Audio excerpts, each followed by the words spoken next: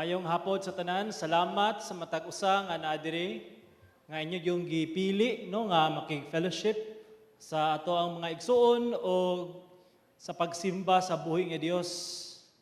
O sa katong wala nakabalo anduna kitay series no nga ato ang gisunod sa ato ang pagwali sa libro sa Mateo. O ubay-ubay na ta nga ato ang nakatunan. O katong mga niaging Domingo no na gisgutan nato nga si Kristo ang Dios nga maluluyon. Nga gituluan ni Jesus ang iyang disciples unsa giyud ning kaluoy og hinaot unta no nga ato ang na practice ato ang na buhat no sa week kaning gitawag nga kaluoy. Og karong taknaa ato na pong isgutan ang kining ginatawag nga lahi na sab nga pagtulunan. Pero dako kini sa kalimbigitan sa ato ang paglakaw isip Kristohanon. Okay? Og ang realidad mang gyud sa ato ang kinabuhi nga aduna gay bagyo, no? Ako ning gikuha sa internet mo ni siya ang bagyong Yolanda. Og kanang natabunan diha mo ng Pilipinas. So si Yolanda nakabalo man kita usa isa sa pinakadako nga bagyo no nga nihapak sa Pilipinas og kani pod ang pinaka-damaging no nga klase nga bagyo og adunay mga tao no nga ginatawag nga nakabsan sa kinabuhi. 6,000 kapin pero aduna poy daghan nga hantod karon wa na nakit-an. Og gi-assess sa mga ngano man nga inani man gyud kadako ang damage nga klaro naman gyud kay sa pag-asa, klaro naman gyud sa ginatawag nga sa technology, grabe na mga warnings. Pero ang tao basig ilang noon na bagyo naman na, di ba? Ang ilang pagpangandam medyo lahi. Tingali kay basig i-underestimate nila ning bagyo ha. Pero niabot gyud siya og wala gyud no na wala giduda nga dako gisag damage sa Pilipinas. Og I believe no nga ang bagyo physical og even spiritual og uban pa maabot na po na siya sa katao.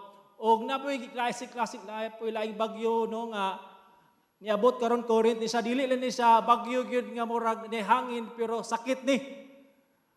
Muni siya ang sa klaseng sakit nga medyo naghatag og kuan gyud no sa ato ang passengers Pilipinas dahil sa Cagayan de Oro mga ang tao grabe na kayo ka paranoid ang uban kay murag kakahutdan na gyud og maskara.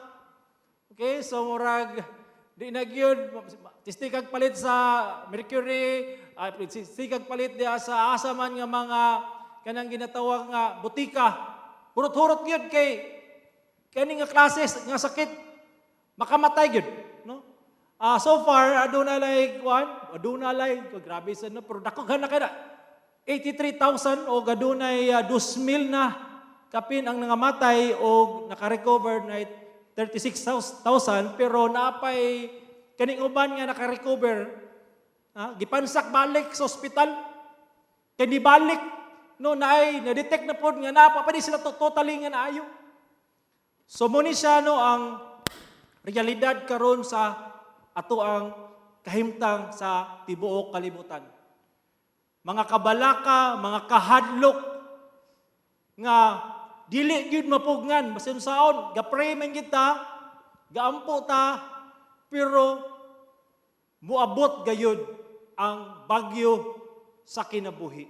Mo gina ang realidad sa kinabuhi maski nun saon nimo likay-likay i-calculate nimo ang imong every move, imong ihapon ang imong mga steps para lang gyud di ka masipyat.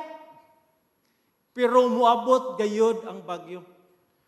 Muna nga karong taknaa kung muabot ang bagyo sa kinabuhi, ang unos sa kinabuhi sa tao, whether relationship man, financial man sa negosyo, sa health, o whatever nga bagyo sa imong kinabuhi, unsa may atong response ani?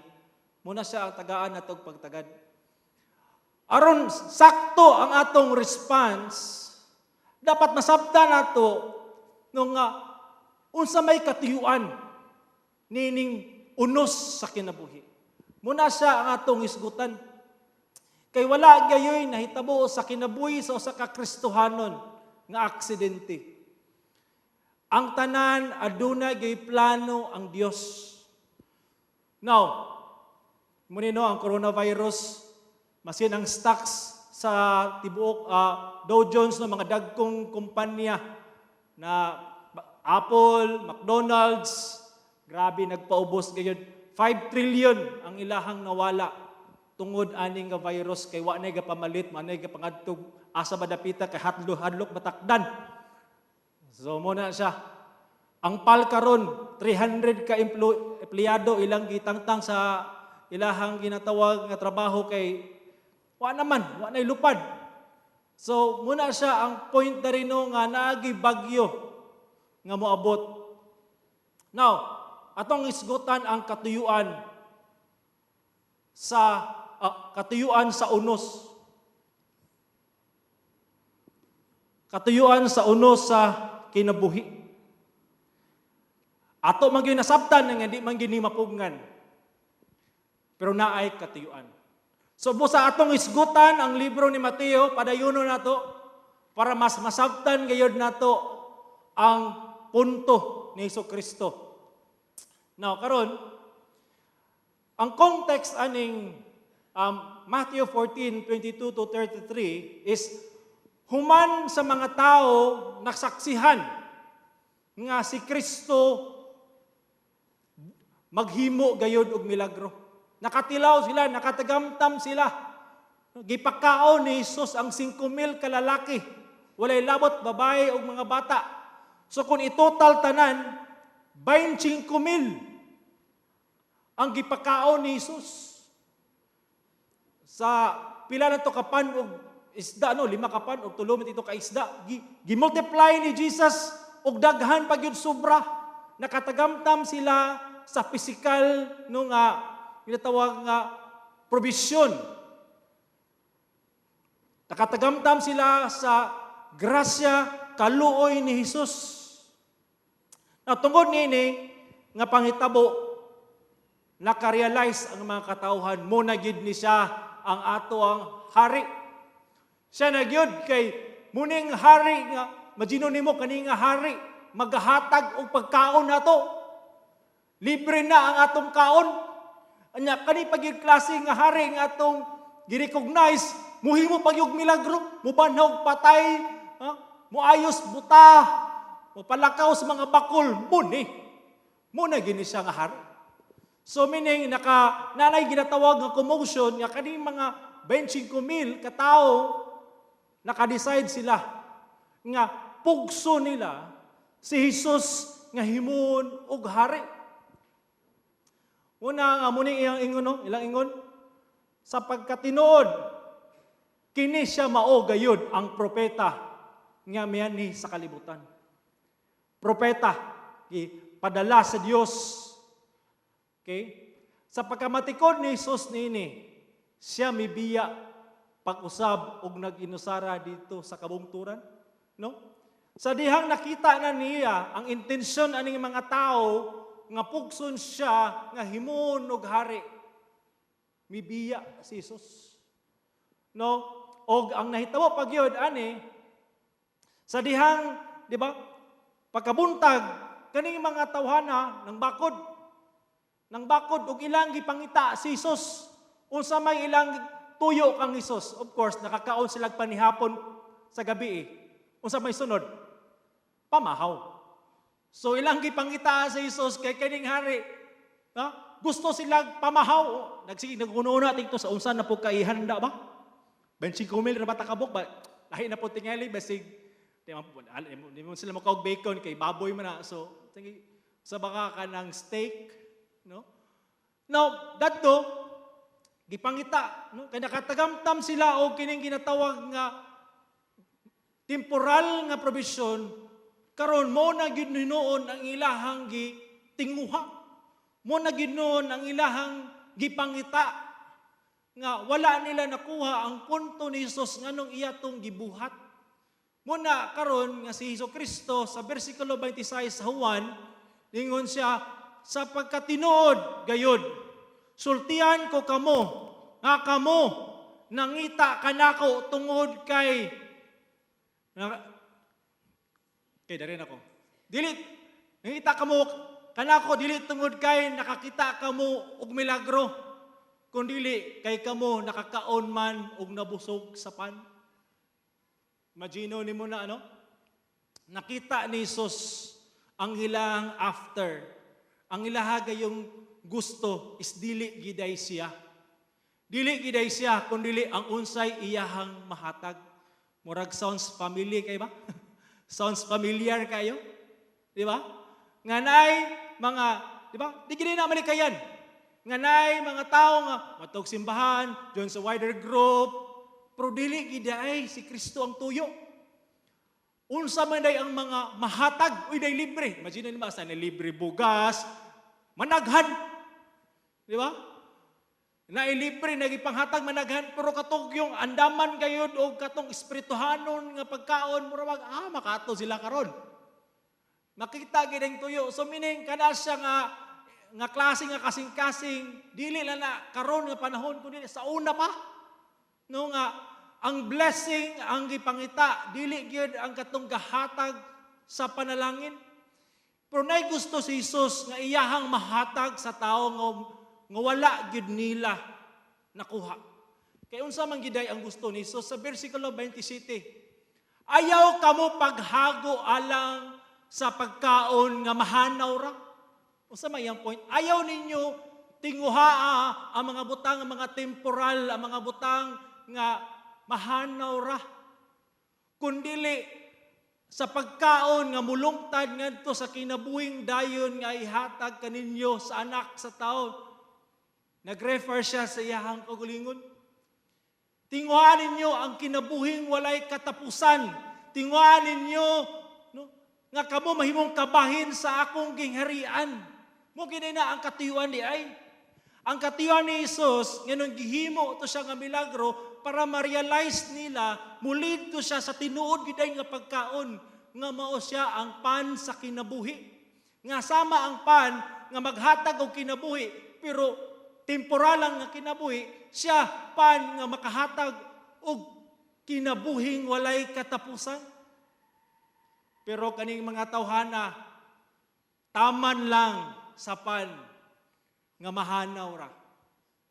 Wala gyud nila gitinguha ang tinuod nga pan nga mao si Jesus. Mga kaigsoon hinaut unta nga sa atong pagtuon ini nga ang tinuod gayud nato nga gikinahanglan mao gyud si Jesus nga makahatag kanato og kinabuhing walay katapusan. Busa sa dihang giingon ni Jesus, gisulti niya sa mga katawhan unsay nahitabo, kuyaw kayo na mauli ni. Wala nila madawat ang kamatuoran. Nibalik sila sa ilahang daan nga ginabuhat.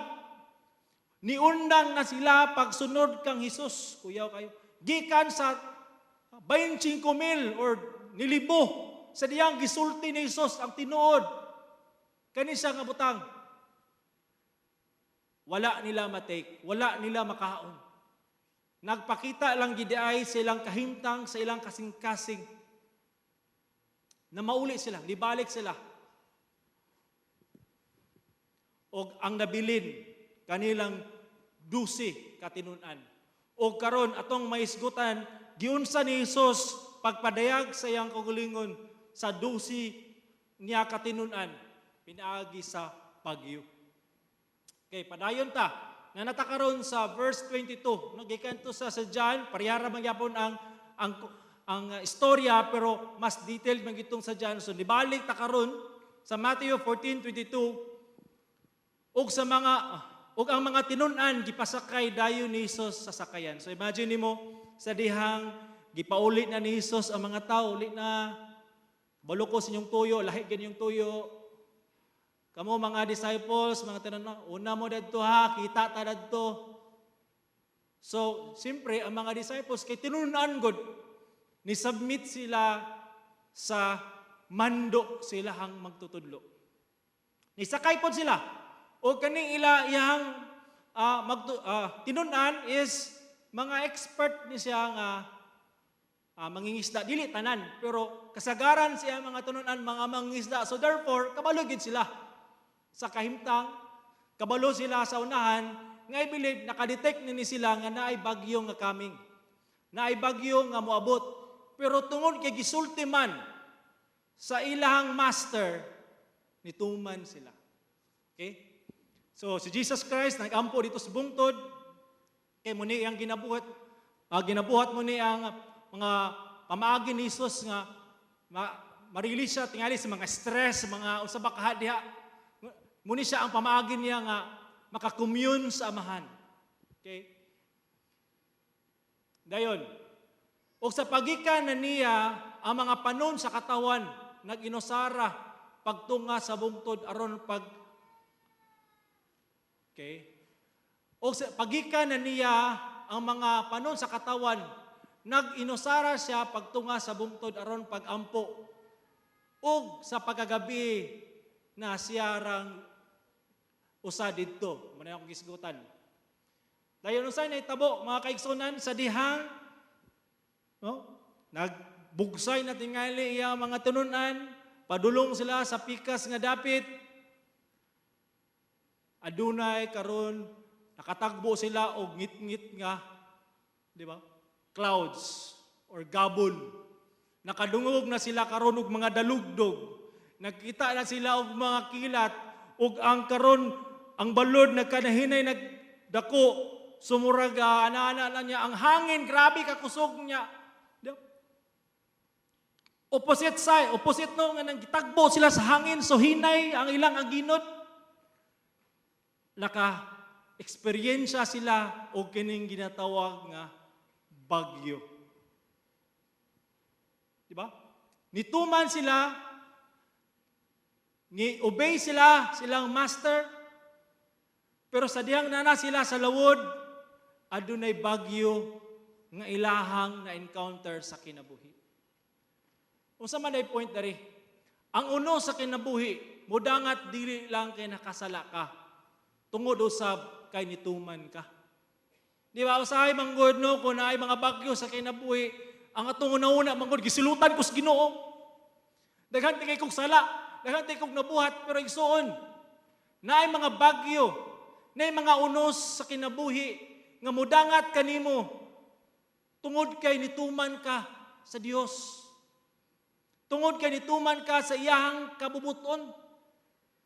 So dili day tanang panahon nga kumutuman ka kang Kristo nindot ang imuhang ginatawag nga sail or imong journey.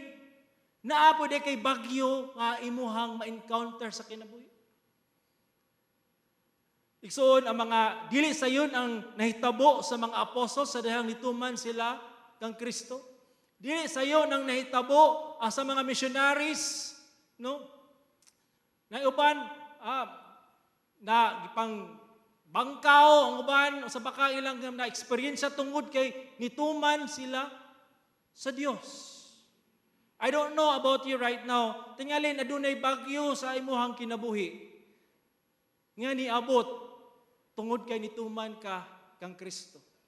Tingali tungod kay nituman ka kang Kristo, imo sang gidawat nga Ginoo maluluwas nga imong giundangan na ang mga butang nga ngilad, adunay mga paglutos, mga pagsaway nga imong natagamtaman.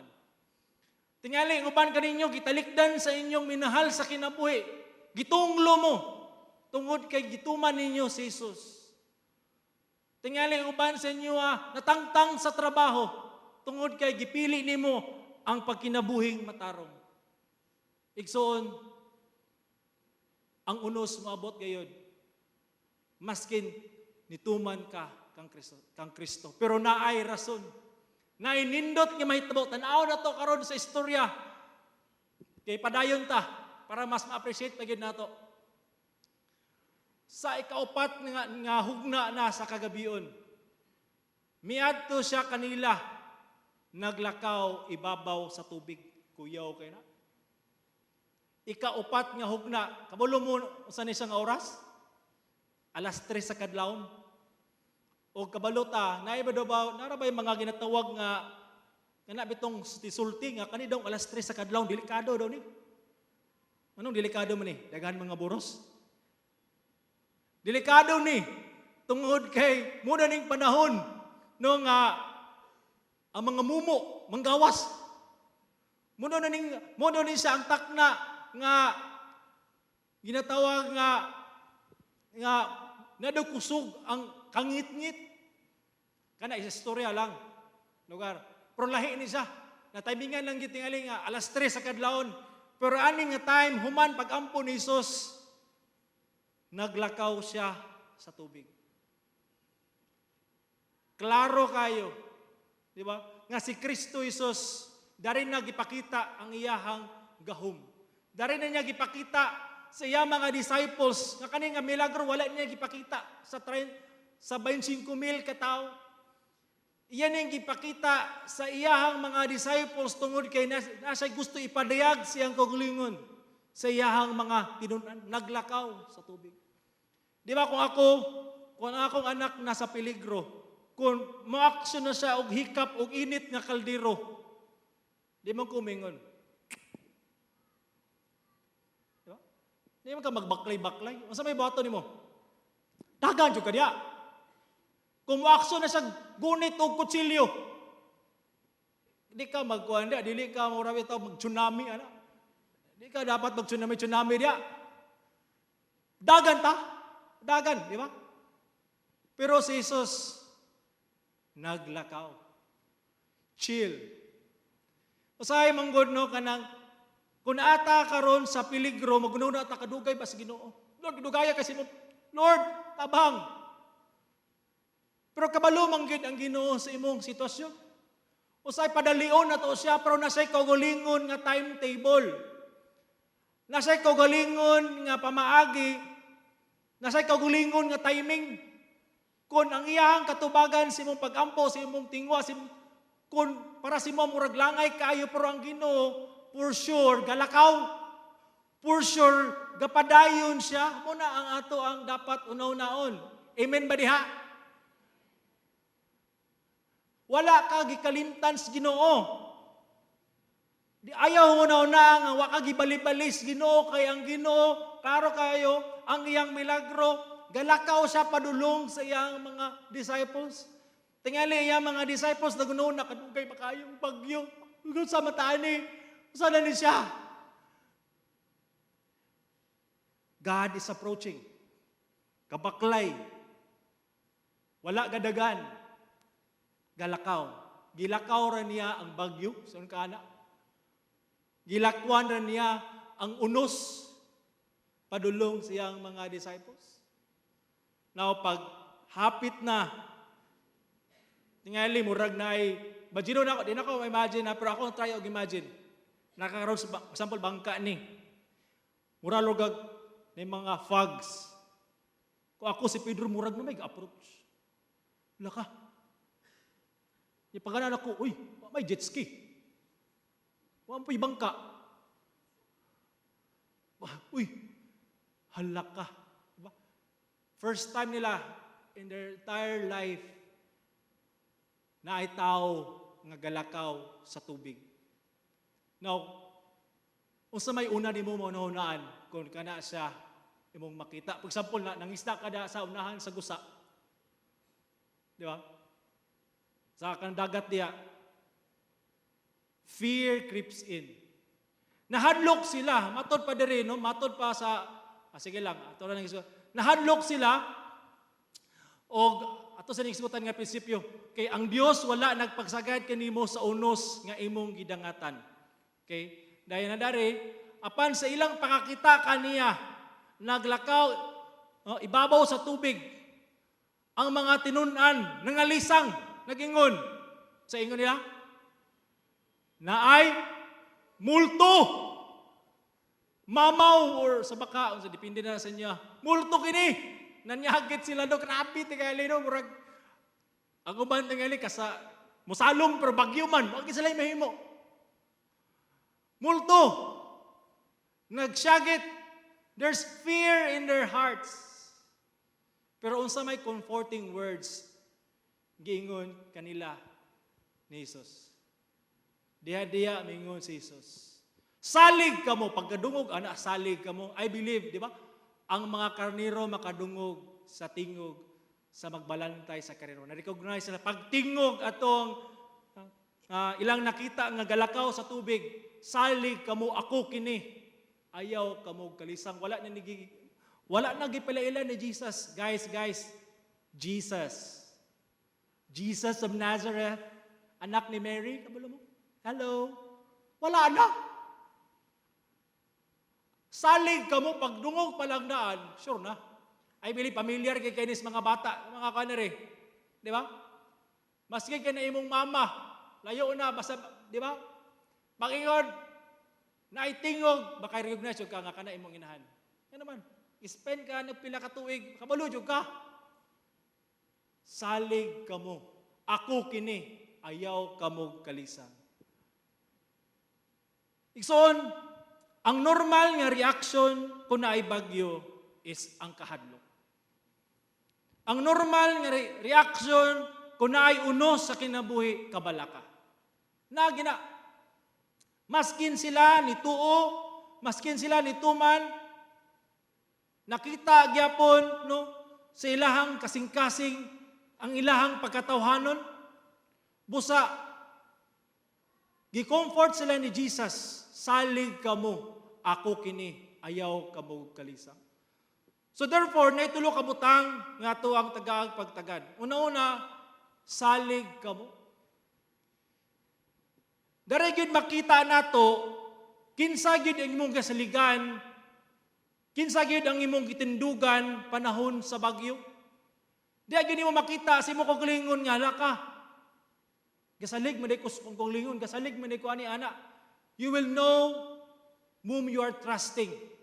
And Jesus Christ once again reminded them, salig kamo. Ako kini. Meaning ang atong pagsalig dili lang taman nga murag salig-salig lang, ni salig kita kang Hesus kay kaila kita kaniya kung kinsa siya sa atong kinabuhi. Kung kinsa siya nga siya ang ato ang master, siya ang Dios nga adunay puno sa kaluoy, Dios nga puno sa grasya, Dios nga muhimog milagro. Ako kini.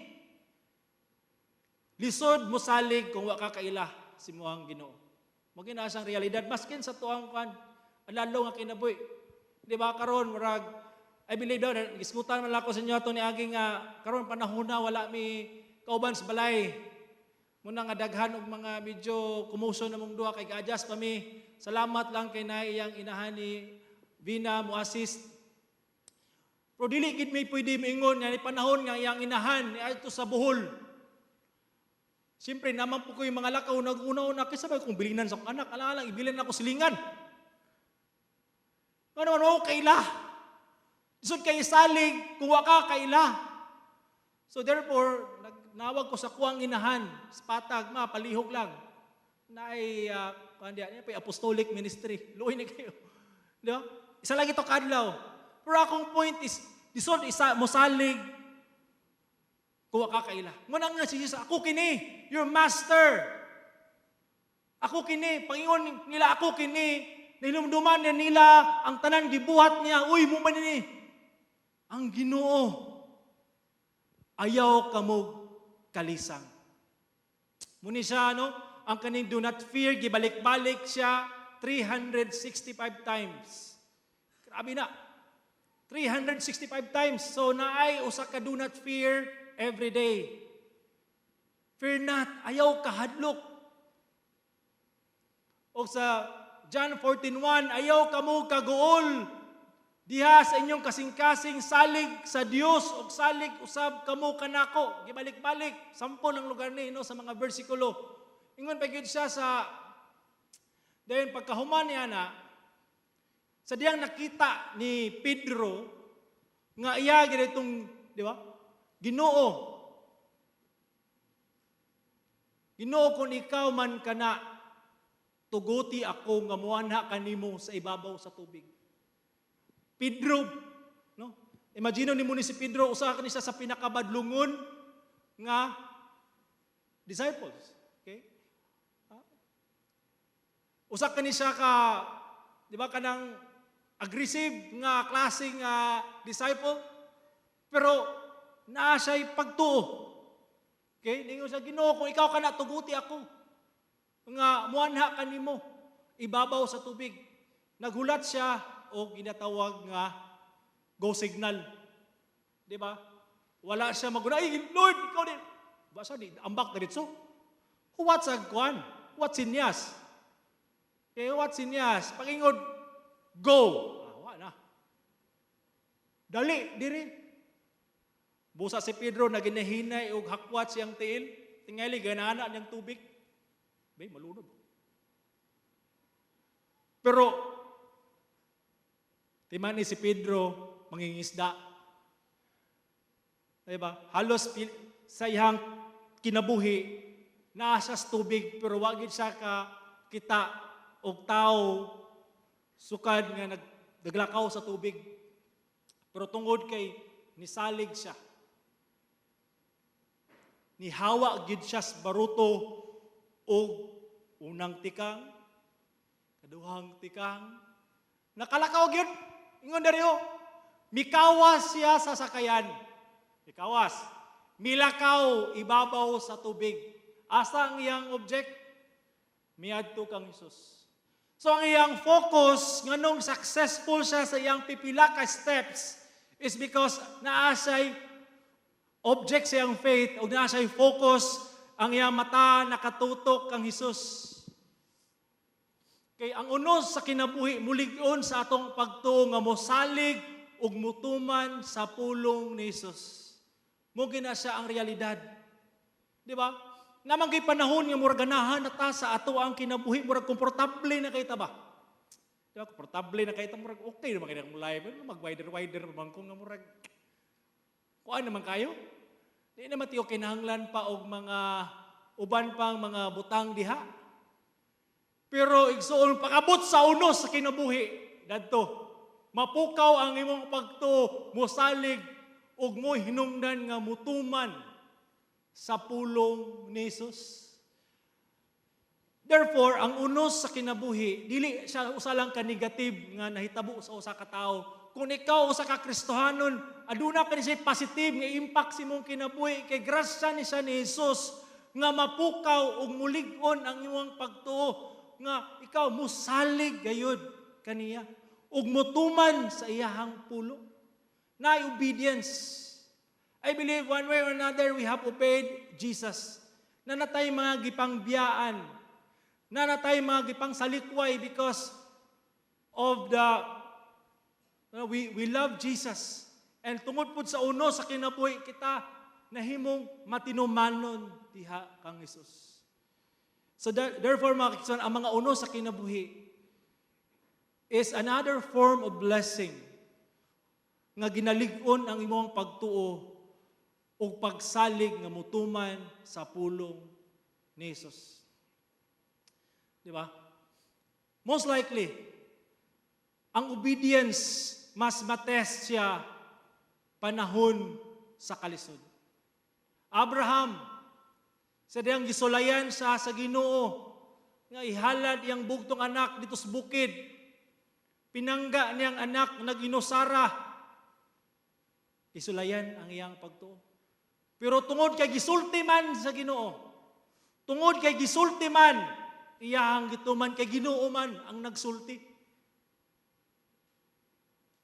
He trusts the word of God. And therefore, it's a step of faith. So kung naa pa kay karon nga ginasulti karon ang Ginoo si mong kinabuhi mga kaigsonan, ali, lakaw, ali, biyain na. Come. Duol. Salig lang. Basig, napata sa tingali, uban ka na ito, urag na pa sa sakay. Bro, kaya pa din ako. Di ba na ako gipang challenge no nga, kauban sa wider no nga, gusto na gid sila nga, mundang aning ginatawag nga, kining sigarilyo nga di maubos.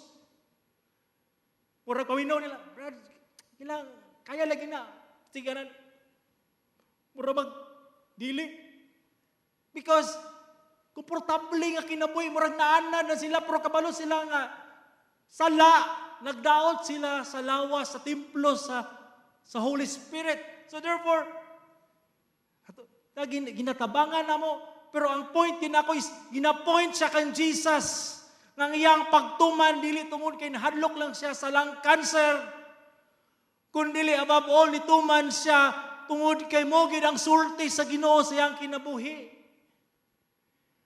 Join kag wider group, lead kag wider group, and sa baka diha nga ginasugo karon sa Ginoo si mo, ikaw ray nakabalo igsoon.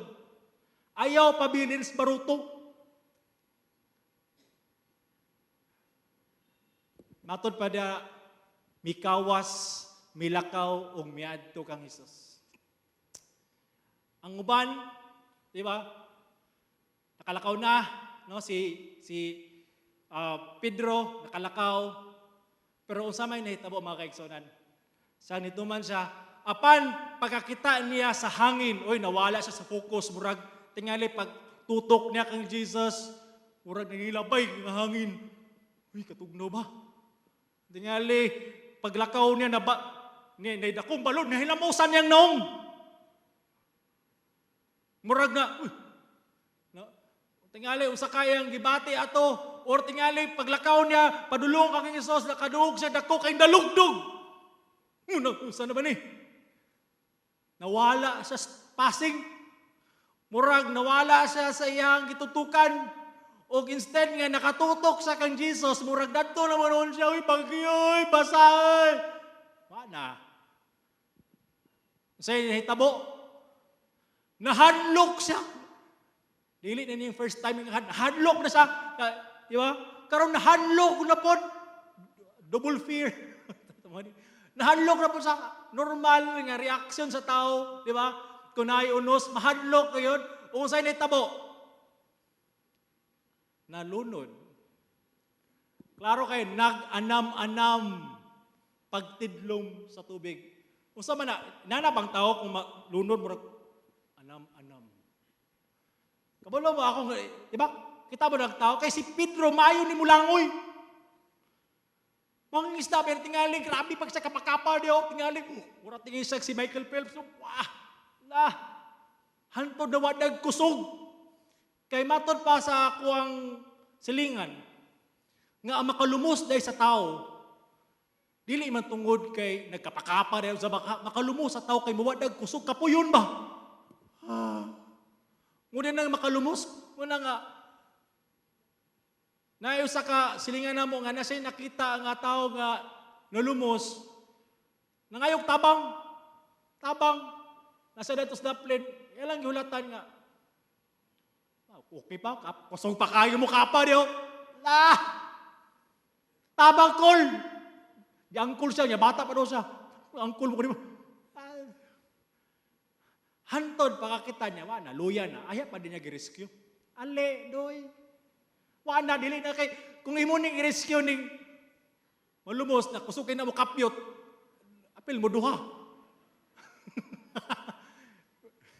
Muna tingali, si Pedro, naningkamot sa kapakapa, murag kaya pa rin ganyan siyang kukulingon, tingali, naningkamot manig sakas bangka, kaya distansya na biya. Saka, Jesus ko padulong, barko. Jesus. Nag-anawan na ang pagtilong sa tubig.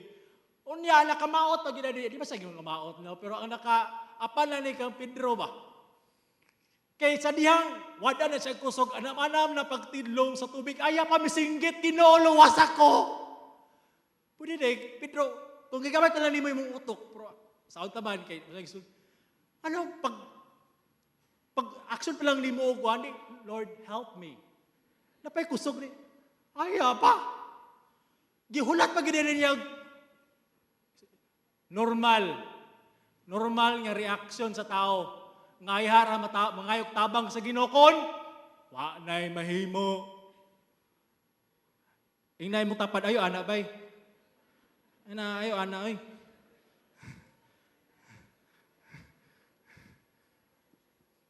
Kung kita tagay tulog, kung tabahanon, papikat yun. Di ba po? Okay, maluluyon ba is Jesus? Lord, tabang!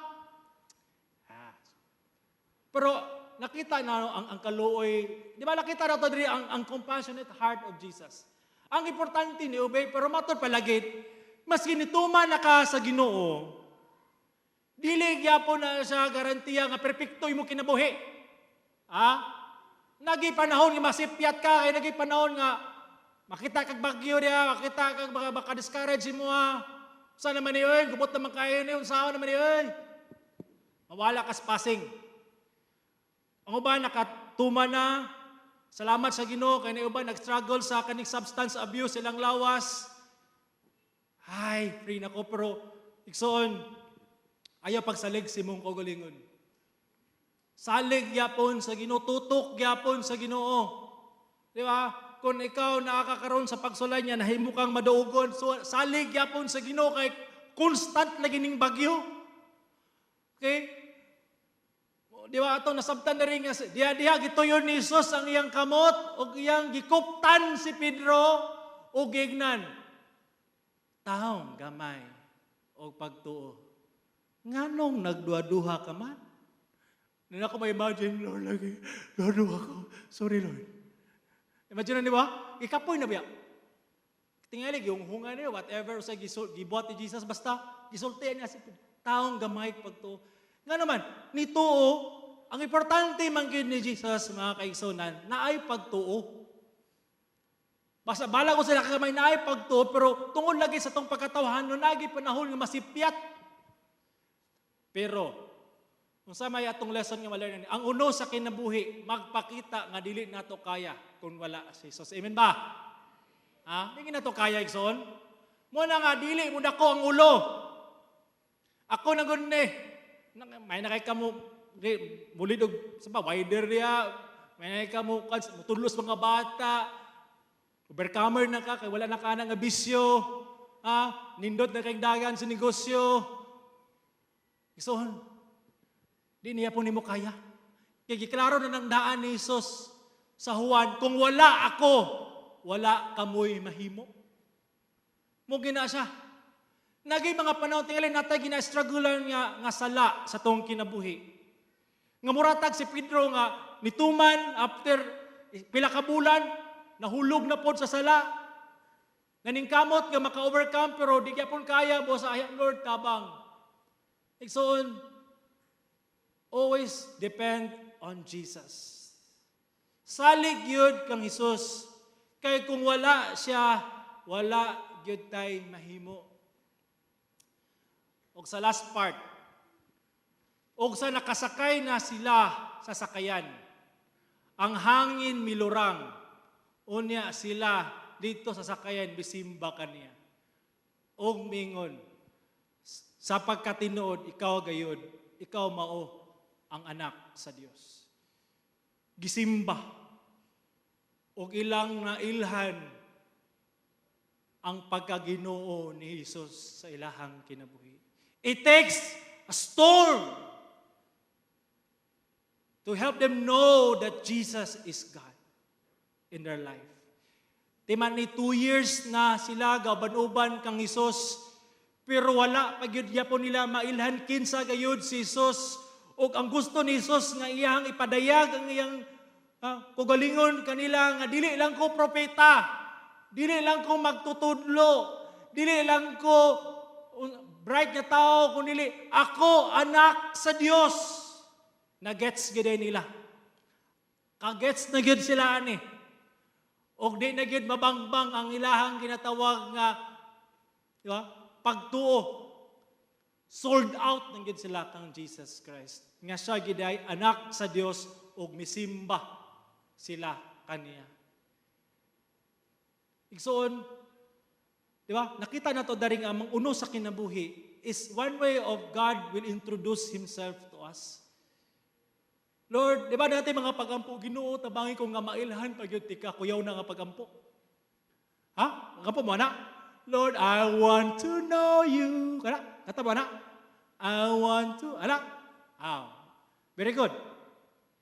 Because eventually, Jesus will introduce Himself to you.